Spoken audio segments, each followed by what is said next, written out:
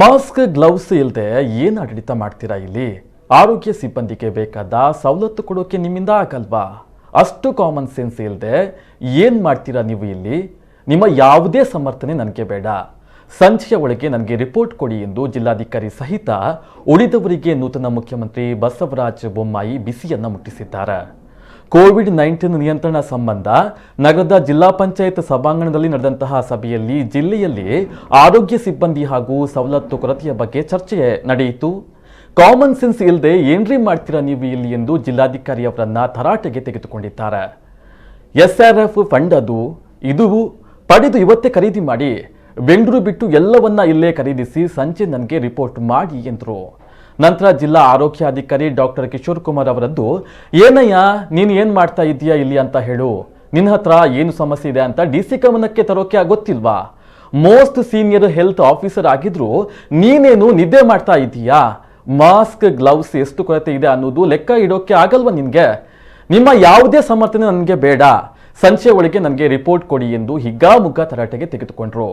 ಬಳಿಕ ಮತ್ತೆ ಮಾಧ್ಯಮದತ್ತ ತಿರುಗಿದ CM ಅವರು, ನನ್ನ ಪ್ರಗತಿ ಪರಿಶೀಲನೆ ಸ್ಟೈಲ್ ಸ್ವಲ್ಪ ಬೇರೆ ರೀತಿ, ನಾನು ಇಲ್ಲದೆ ಅದಕ್ಕೆ ಪರಿಹಾರ ಕಂಡುಕೊಂಡೇ ಹೋಗ್ತೀನಿ ಎಂದರು. ಕೋವಿಡ್ ಕೇರ್ ಸೆಂಟರ್ಗಳಲ್ಲಿ ಸಿಬ್ಬಂದಿಯ ಕೊರತೆ ಇದೆ ಎಂದು ಜಿಲ್ಲಾ ಪಂಚಾಯತ್ನಲ್ಲಿ ನಡೆದಂತಹ CM ಸಭೆಯಲ್ಲಿ ಪರಿಷತ್ ಸದಸ್ಯ ಬೋಜೇಗೌಡ ಆರೋಪ ಮಾಡಿದ್ರು. ನೀವು ಮನೆಯ ಬದಲು ಕೋವಿಡ್ ಕೇರ್ ಸೆಂಟರ್ ಸೇರಿಸೋಕೆ ಹೇಳ್ತೀರಾ, ಆದರೆ ಇಲ್ಲಿ 36 ಕೋವಿಡ್ ಸೆಂಟರ್ಗಳಿವೆ, ಕೇವಲ 120 ಇದ್ದಾರೆ. ಹೀಗಿರುವಾಗ ಜನ ಹೇಗೆ ಕೋವಿಡ್ ಕೇರ್ ಸೆಂಟರ್ಗೆ ಬರ್ತಾರೆ ಅಂತ ಪ್ರಶ್ನೆ ಮಾಡಿದ್ರು. ಈ ವೇಳೆ ಉತ್ತರಿಸಿದ CM, ಎಲ್ಲದಕ್ಕೂ ಪರಿಹಾರ ಕೊಡೋಣ ಅಂದ್ರು. ಮಾಜಿ ಸಚಿವ UT ಖಾದರ್ ಮಾತನಾಡಿ, ಪಾಸಿಟಿವ್ ಆದ್ರೆ ಕೋವಿಡ್ ಕೇರ್ ಸೆಂಟರ್ ಸೇರಿಸಿ ಅಂತೀರಾ, ಇದು ಪ್ರಾಕ್ಟಿಕಲ್ ಆಗಿ ಮಾಡಲು ಅಸಾಧ್ಯವಾದ ಕೆಲಸ. ಈಗ ಹೋಮ್ ಐಸೋಲೇಷನ್ ಕಾರಣಕ್ಕೆ ಜನರು ಕೋವಿಡ್ ಟೆಸ್ಟ್ ಅನ್ನ ಮಾಡಿಸ್ತಾರೆ. ನೀವು ಪಾಸಿಟಿವ್ ಬಂದ್ರೆ ಕೋವಿಡ್ ಕೇರ್ ಸೆಂಟರ್ ಸೇರಿಸ್ತೀನಿ ಅಂದ್ರೆ ಜನ ಟೆಸ್ಟ್ಗೂ ಬರಲ್ಲ.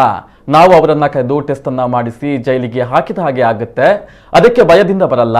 ಇಂತಹ ಆದೇಶ ಮಾಡುವ ಮುನ್ನ ಸಾಧ್ಯತೆಗಳ ಬಗ್ಗೆ ಚರ್ಚಿಸೋಣ ಎಂದರು. ಈ ವೇಳೆ ಮಧ್ಯ ಪ್ರವೇಶಿಸಿದ CM ಬಸವರಾಜ ಬೊಮ್ಮಾಯಿ, ಎಲ್ಲವನ್ನ ನಾವು ನೆಗೆಟಿವ್ ಯೋಚಿಸಿದ್ರೆ ಸಮಸ್ಯೆ ಬಗೆಹರಿಯಲ್ಲ.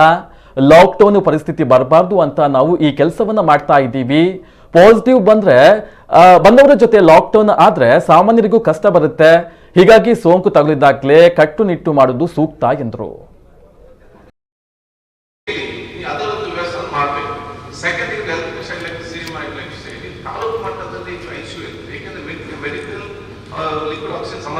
My suggestion in Taluk, let it be, but we have to give more importance for high flow oxygen and bypass.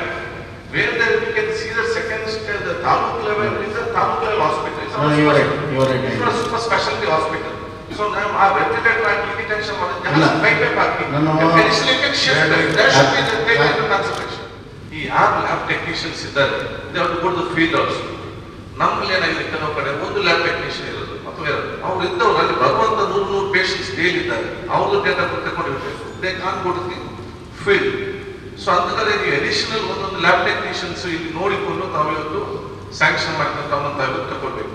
ಎರಡನೇದು, ಈ ಮೇನ್ ಏನಿದೆ, ಯಾರು ಟೆಸ್ಟ್ ಬರ್ತಾರೆ ಅವರ ಡೇಟಾ ನಾವು ತೆಗೆದುಕೊಳ್ಬೇಕು. ಈಗೇನಿದೆ, ಒಂದು ನಿಮಿಷ ಕಾದು,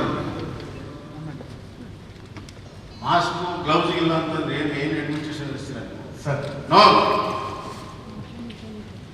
ನಿಮ್ಮ ಹತ್ರ SDRF ಫಂಡ್ ಇದೆ, ಎಲ್ಲ ಇದೆ, ಇಂಡೆಂಟ್ ಹಾಕೋದು ಅದೆಲ್ಲ ಪ್ರೊಸೀಜರ್. ಆಮೇಲೆ how can the health workers have sufficient stock? ಇವತ್ತೇ ಆರ್ಡರ್ ಮಾಡಿ, ಇಲ್ಲಿ ಲೋಕಲ್ ಆಗಿ ಪರ್ಚೇಸ್ ಮಾಡಿ. ಅಷ್ಟು ಕಾಮನ್ ಸೆನ್ಸ್ ಯೂಸ್ ಮಾಡೋಕ್ಕಾಗಲ್ಲ ಅಂದ್ರೆ ನಿಮ್ಗೆ ಇಷ್ಟೆಲ್ಲ ಅಧಿಕಾರ ಕೊಟ್ಟಿದ್ದೇವೆ, SDRF ದುಡ್ಡು ಕೊಟ್ಟಿದ್ದೇವೆ. These are all pretty things. DHO ನೀನು ನಿದ್ದೆ ಮಾಡ್ತೀನಪ್ಪ, ಅಡ್ವಾನ್ಸ್ ಆಗಿ ಹೇಳಕ್ಕಾಗಲ್ವ ನಿಮಗೆ? ನಿದ್ದೆ ಮಾಡ್ತಾ ಇರ್ತೀಯ ನೀನು? DC ಅವ್ರ ಗಮನಕ್ಕೆ ಆಗ್ತಿದ್ದಿಲ್ಲ,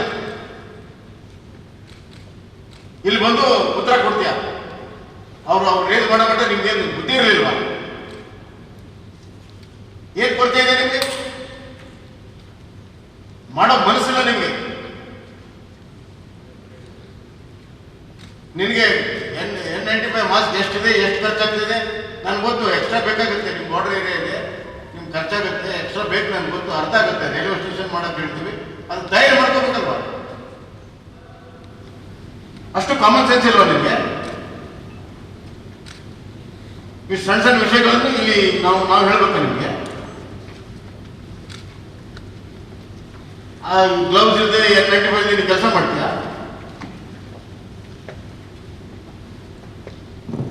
ಇಷ್ಟು ದೊಡ್ಡ ICUಗಳು ಮಾಡಿದ್ದೀವಿ, ವೆಂಟಿಲೇಟರ್ಸ್ ಮಾಡಿದ್ದೀವಿ, ಆಸ್ಪತ್ರೆಗೆಲ್ಲ ಇಕ್ವಿಪ್ ಮಾಡಿದ್ದೀವಿ, ಆಕ್ಸಿಜನ್ ಪ್ಲಾಂಟ್ ಹಾಕ್ತಾ ಇದ್ದೀವಿ. ಎಷ್ಟು ವರ್ಷ ನಿನಗೆ ಅನುಭವ? ಏನ್ರಿ ನಿಮ್ದು ಅಡ್ಮಿನಿಸ್ಟ್ರೇಷನ್? ಎಷ್ಟು ಬೇಕು ಇವತ್ತೇ ಹೇಳಿ. ಇಲ್ಲೇ ಲೋಕಲ್ ಪರ್ಚೇಸ್ ಮಾಡ್ರಿ. ಮಾರ್ಕೆಟ್ ಬೆಂಗಳೂರು ಲೋಕಲ್ ಪರ್ಚೇಸ್ ಮಾಡಿ. ನಾನು ರಿಪೋರ್ಟ್ ಮಾಡ್ಬೇಕು. ನಾನು ಸಾಯಂಕಾಲ ಹೋಗೋಷ್ಟರಲ್ಲಿ ಕೂತ್ಕೊಳ್ಳಿ. ಸರ್, ಒಂದು ಸಭೆ ಮಾಹಿತಿಗೆ